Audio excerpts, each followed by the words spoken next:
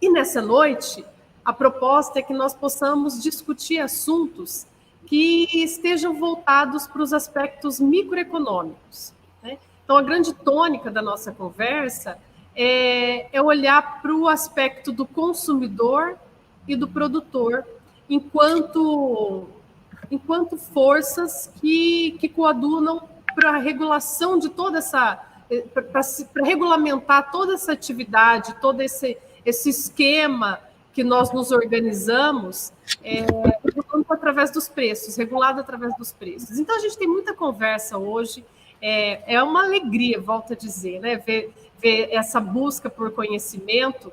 Essa semana me emocionei em aula, dizendo que se tem uma grande lição para mim até agora da pandemia, é o quanto a educação, o quanto esse movimento de busca por conhecimento é o grande motor para a gente transformar a sociedade. Então, eu acredito muito nisso. Então, vamos lá, gente. Eu acho que, como disse a Elaine aqui, essa semana foi uma semana de bastante novidade.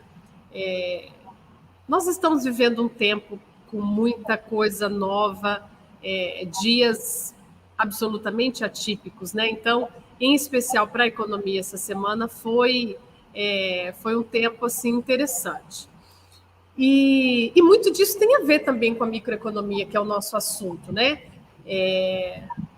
Então, assim, a coisa da cédula de R$200, além de ser assunto para hoje, vai nos render bastante conversa. Quando a gente for falar de macroeconomia, que envolve, em especial, essa questão da política monetária, no sentido de se relacionar com a moeda, mas também com a política fiscal, muito assunto para tratar. E o Ig aqui fala que vai ser ruim para troco, né? Então, assim, em termos de brincadeira, ou não, né? Uma coisa é fato, a nota de R$200 vai dar uma judiada aí no troco. Mas vamos lá. Eu vou começar, eu acho que a gente pode, essa nossa conversa, olhar para essa perspectiva microeconômica que eu vou apresentar. Claro, já tem conteúdo, aula conceitual, aula gravada, um livro, mas é importante fazer uma breve introdução e que a gente possa relacionar com a nossa vivência mesmo, né? Então, poder trocar essa experiência e a gente avançar para essa capilaridade possível aí que a microeconomia nos dá, tá certo? Vamos lá. Então, é o seguinte, quando nós falamos dos conceitos econômicos, de como a economia é mais ampla do que propriamente a economia financeira, porque muitas vezes, para quem não faz parte do cenário da economia, é muito comum achar que estudar economia é estudar como economizar, como poupar ou como atuar no mercado financeiro. E economia é muito além disso, né? Economia é um universo muito amplo, e a gente já viu isso na aula passada. Então, para quem ainda está caminhando, né, eu vejo que tem muita gente gostando, eu fico muito feliz, mas eu também fico feliz com aqueles que falam assim, olha, eu estou meio confuso. Eu concordo plenamente, a gente chega com muito assunto diferente, com uma gama, um leque muito amplo de temáticas dentro dessa economia, e nós vamos tendo que encontrar o nosso caminho aí. O fato é que nós abordamos conceitos que permeiam essa grande área. Então, quais são esses conceitos? Olhar a economia com essa perspectiva de que ela relaciona essa escassez dos recursos produtivos com as nossas necessidades ilimitadas. Então, nós temos... queremos o máximo de coisa possível, desejamos ter o máximo de coisas, mas produzir e prestar os serviços todos que a sociedade econômica quer é impossível, né? Não tem recurso produtivo, não tem terra, não tem espaço geográfico, espaço físico mesmo suficiente, as empresas não têm toda a mão de obra que queriam, então é sempre esse desafio de alocar, como alocar esses recursos que eu tenho. Como eu posso fazer dentro da minha empresa, por exemplo, dentro do espaço que eu tenho disponível, do capital que eu consigo disponibilizar, produzir o máximo possível. Então, pensar a economia sob essa perspectiva. Pois bem, agora, para que a gente possa ampliar esse debate, é preciso saber que nós dividimos essa grande ciência em duas áreas de estudo, que é a microeconomia e a macroeconomia.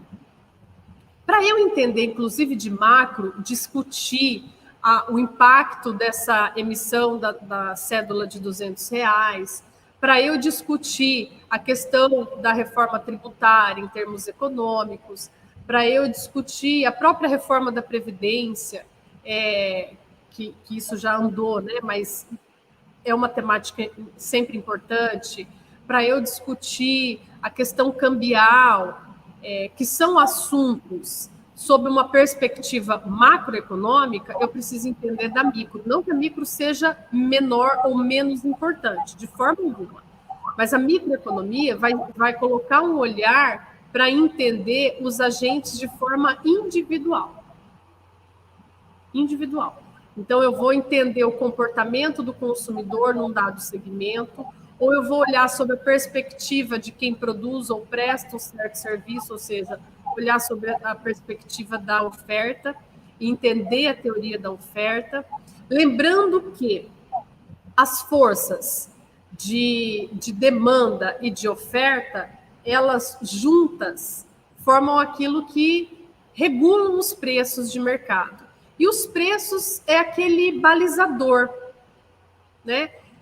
Eu não sei exatamente se o exemplo pode fazer sentido para todos. Para mim faz muito sentido. O que os preços representam na economia? Ele é uma espécie de termômetro, né? Ele é aquele balizador. Por exemplo, se eu estou com febre, se eu sinto febre, é sinal de que algo está errado. Mas a febre por si só não é uma doença. Ela é um movimento ali, uma dinâmica que está acontecendo indicativa de algo. Os preços têm esse papel, né, de balizador acerca dessas duas forças que é oferta e demanda. A economia, portanto, ela pega esse mercado, essa interação que acontece, essas forças de oferta e demanda num determinado mercado. Não necessariamente ele tem que ser um mercado físico, nós estamos falando de um contexto abstrato. Então, por exemplo, nós poderíamos falar mercado do panetone, né? Então, a produtividade de panetone, é um mercado sazonal, que produz mais em dezembro, a oferta aumenta nesse período e a demanda, por sua vez, também. Essas duas forças regulam o preço. Então, mercado nesse sentido, ele tem uma série de abordagens, né? Não é um mercado físico. De modo muito geral, que a gente não precisa ficar teorizando a microeconomia, ela tem essa abordagem de olhar sobre aspectos individuais. Então, para que você possa entender essa micro diante do seu papel, diante do profissional que você é, um gestor financeiro, né? Se você for estudar economia propriamente, fazer um bacharelado em economia, nós vamos ficar por anos fazendo gráficos, analisando a composição da cesta de bens e serviços de um determinado consumidor, traçar curva de taxa marginal de substituição, curva de indiferença, etc. O economista coloca tudo num gráfico, né? Para nós não tem essa relevância porque nós não vamos sair daqui especialista. Então, o que são coisas importantes de serem lembradas quando vocês forem falar de microeconomia? Que o economista, ele olha para essa questão da produção e a forma como se consome, obedecendo algumas premissas importantes.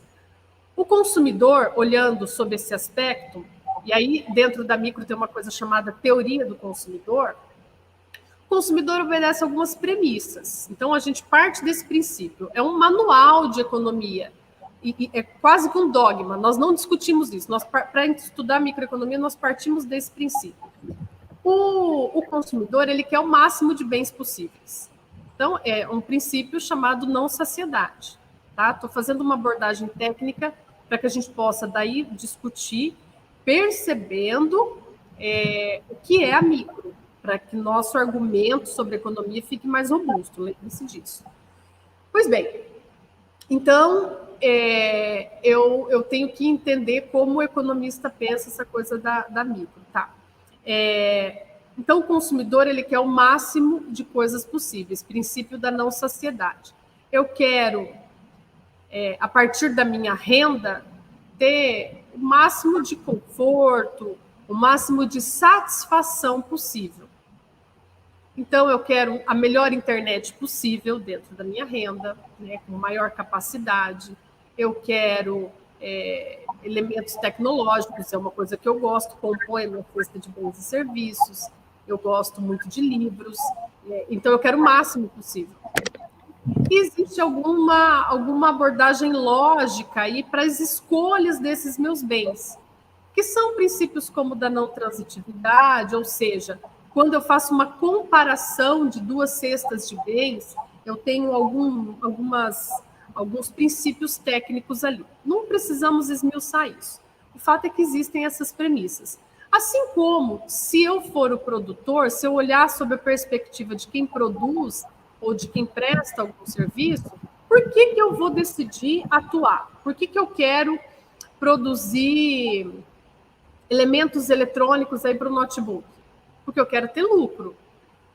É um princípio. A gente só vai poder entender essa organização econômica que nós vivemos a partir desse entendimento desses princípios. Ou seja, eu produzo para ter um determinado lucro, né? E para eu ter o lucro, eu tenho que praticar o melhor preço possível, que me traga mais lucro, mas que tenha demanda, né? Então, quando eu falo isso, eu estou olhando aspectos da teoria da oferta.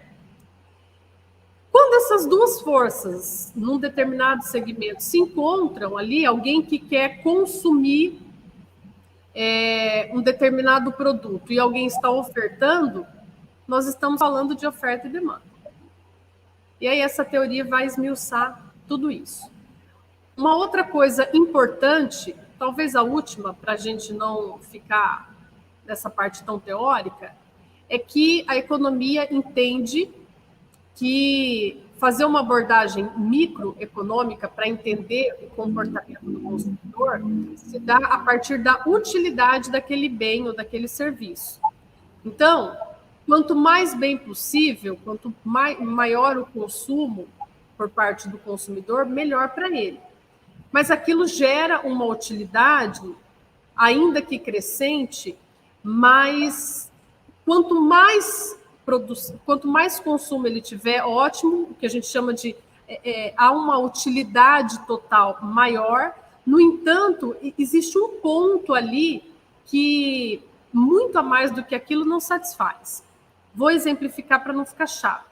O livro traz um exemplo de um rapaz chamado José, e eu gosto muito desse nome, meu marido tem esse nome, eu chamo por José, o nome dele é José Eduardo, mas eu chamo ele de José.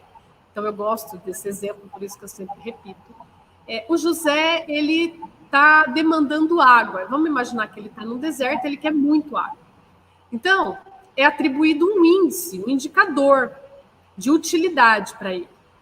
Se vocês olharem aí no livro, está lá, 70 é o nível de utilidade do primeiro copo. O segundo copo, ele gera uma utilidade tão grande quanto, mas não o dobro, ou seja, se não me engano, é 120 o nível de utilidade. Ou seja, o primeiro copo vale 70. Vamos imaginar que seja R$70.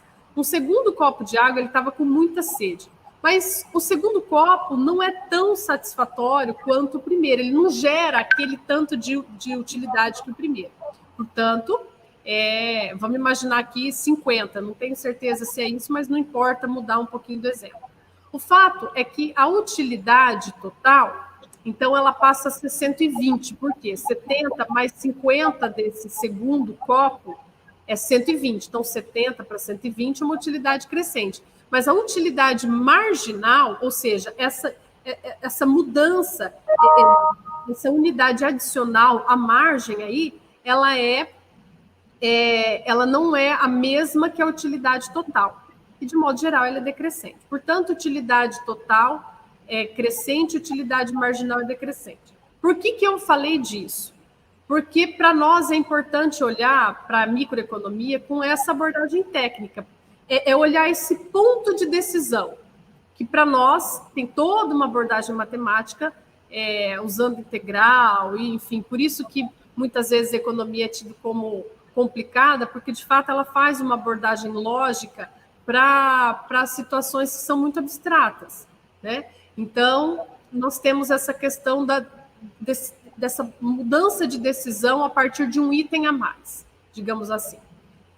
De modo geral, minha gente, entender de microeconomia é isso. Fora disso que eu falei, é importante a leitura, fazer exercício para você conseguir se situar aí o que é de fato essa micro em termos técnicos. Mas onde eu quero chegar, para a gente debater, fazer perguntas aqui, que essa é a nossa pegada, é assim, onde hoje eu posso olhar a microeconomia? E eu estava olhando alguns artigos, como a professora Carol até colocou, disponibilizou na sala do café. No nosso dia a dia, hoje, os jornais, eu acompanho um jornal, leio diariamente. Quando você olha para o comportamento, quando você quer analisar o comportamento para tomar uma decisão na sua empresa, você está fazendo um olhar microeconômico, né? Vamos imaginar que você não está falando de nível de desemprego, você não está falando de taxa cambial. Quando você está fazendo essas análises, a partir da forma como você consome ou como você produz, é uma abordagem micro. Então, o economista ele tem essa coisa de olhar matematicamente para decisões que são tomadas e sofrem impacto de uma série de situações. Então, vamos imaginar o seguinte. Para eu exercer demanda hoje, vamos imaginar, uma coisa para mim muito evidente, é uma coisa muito do meu dia a dia. Roupa infantil, né? Eu tenho 2 meninas. Para mim, eu vou melhorar. O uniforme, eu não sei se algum de vocês trabalha nessa área e pode até me ajudar. O mercado de uniformes escolares esse ano, como é que ele ficou? Se as crianças não estão indo para a aula. Como é que está a demanda? Nós estamos exercendo demanda? Essas crianças, ainda mais crianças pequenas, aí de 3, 4 anos, elas crescem e mudam de numeração de roupa a cada 3 meses. Como é que ficou essa demanda esse ano? Muito provavelmente, eu não fiz nenhuma análise, não estou aqui para fazer nenhuma apresentação científica disso, mas muito provavelmente a demanda caiu, né? Não teve aula, o inverno está passando e as mães não estão comprando uniforme. Quando eu faço uma análise técnica, olhando esse comportamento para esse segmento, eu estou falando de microeconomia, ok? E quando a gente vai para cada um dos possíveis e infinitos mercados que nós temos, né? Se eu citar 10 exemplos aqui, nem de longe eu vou conseguir abarcar a multiplicidade de segmentos que existem. Cada análise que a gente faz de forma individual, eu estou fazendo uma abordagem micro. Então, quando nós formos falar de economia, falar, bom, eu acho que funciona assim, esse mercado está ruim, assim, assado, é preciso que você lembre dessa relevância de fazer uma abordagem específica para aquela situação. Então, entender de economia e falar de alguns segmentos sobre o aspecto econômico é fundamental para que você fale aquilo ou tome uma decisão de forma mais acertada possível, mas é importante que você perceba que é preciso fazer uma análise individualizada antes, olhar o segmento, tentar entender e perceber que cada negócio tem uma situação específica que obedecem a essas regras microeconômicas. Além disso, antes da gente falar de perguntas aqui e fazer esse movimento, tem um outro aspecto fundamental. Cada segmento de negócio, comércio, serviço, indústria, enfim, ele está inserido em diversas estruturas de mercado. Aí é que a pegada fica mais complexa, porque você olhar teoria do consumidor, teoria da oferta, aí você imagina um mundo perfeito, faz uma análise e dá uma resposta. Agora, tem um mercado em que só há um vendedor e muitos compradores. Monopólio. E aí nós ficamos, de certo modo, refém em termos de preço, porque só uma pessoa, só uma empresa produz. Então, ela tem um bem absolutamente diferenciado. Para você entrar nesse mercado, né, para você disputar um mercado como esse, é um grau de concentração muito alto, então é complicado também, ou seja, um grau de barreira de entrada forte. Então, por mais que nós possamos compreender as forças que oferta e demanda executam aí nesse cenário que nós estamos traçando, existem mercados e mercados, estruturas e estruturas. Então, no monopólio, há esse controle de preço, né? Agora, eu posso ir para uma estrutura também com alta concentração, mas com empresas interdependentes, como oligopólio. Por exemplo, no Brasil. O exemplo clássico é automobilístico, mas eu não vou usar esse ano, porque a tecnologia teve uma força muito intensa, né, nesse nosso novo cenário. Então, o setor de telecomunicações no Brasil é um setor que obedece às classificações aí do oligopólio, poucas empresas interdependentes entre si com certo controle de preços. Então, por mais que haja muita demanda, a oferta está na mão de poucas empresas. Há um certo controle de preço, né? A concorrência monopolística muito crescente na economia, onde você tem muitas empresas ofertando produtos que são diferenciados, e são diferenciados por grife, por estilo, enfim, mas são muitos vendedores. Então, se você pegar um segmento de roupa, né, existem grifes que têm uma identificação. Então, o consumidor vai optar por aquele produto a partir dessa identificação, ou seja, ele exerce uma demanda naquele segmento, muito embora existam vários ofertantes, tá? Tem dois segmentos importantes também, como o oligopólio, o oligopsônio e o monopsônio, que fazem o papel contrário, ou seja, no monopsônio só há um comprador e vários vendedores. Então, no Paraná, eu já morei em cidades pequenas, no Paraná você tem o papel das cooperativas, elas que compram esses produtos agrícolas. Então, é um comprador para vários ofertantes, por exemplo, né? E no oligopsônio também, poucos compradores e vários ofertantes. Então, é importante lembrar que para que a gente faça análises sobre esse aspecto econômico, existem muitos pontos, muitas questões pontuais para que a nossa análise seja mais robusta, né? Então, considerar esses mercados. Veja, saiu um estudo que eu não consegui a atualização dele, um estudo em 2014, dizendo que no setor alimentício, 10 grandes empresas dominavam a produção mundial.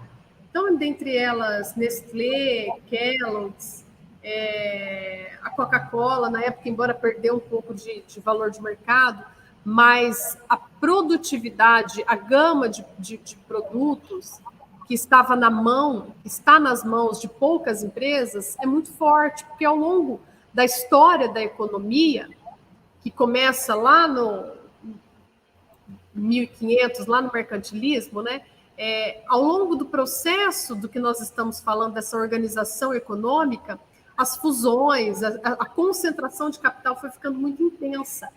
Então, por mais que hoje a gente vá fazer uma análise micro, eu ainda tenho que considerar que nós estamos num sistema, numa forma complexa de organização econômica, em que poucos grupos detêm boa parte da produção mundial. Então, embora haja concorrência, mas esse mundo ideal, que é a base de estudo da economia, da concorrência perfeita, com muitos ofertantes e muitos consumidores, ele fica mais no mundo ideal. E aí nós temos que fazer essas análises de forma individualizada.